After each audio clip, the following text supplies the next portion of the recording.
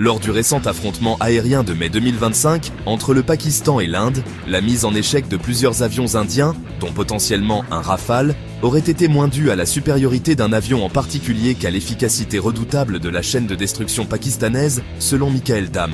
expert et chercheur principal à l'Institut Mitchell pour les études aérospatiales. Dans des propos relayés par le site spécialisé Air and Space Forces Magazine, Dam affirme que l'élément décisif du succès pakistanais ne réside ni dans la puissance individuelle des avions, ni dans une technologie plus avancée, mais dans la capacité du Pakistan à orchestrer un réseau opérationnel intégré, une kill chain, combinant radar au sol, avions de chasse, avions de détection avancés et missiles à longue portée. Ce système intégré a permis à l'armée de l'air pakistanaise de détecter une cible via un radar terrestre, de tirer un missile depuis un J-10C chinois et de le guider en vol grâce à un AWACS, via une liaison de données en temps réel.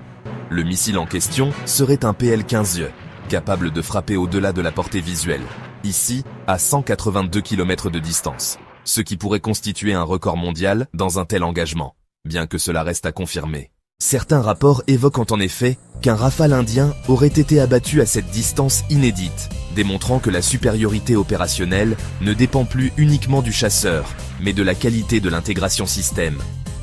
Le Pakistan, grâce à des équipements majoritairement d'origine chinoise, bénéficie d'une architecture cohérente, où les plateformes, radars, avions, missiles parlent le même langage technologique. Cette maîtrise du temps réel et de la fusion des capteurs place le Pakistan à la pointe des guerres de 5e génération, où la vitesse de coordination et la fluidité du transfert d'informations sont devenues des armes aussi puissantes que les missiles eux-mêmes.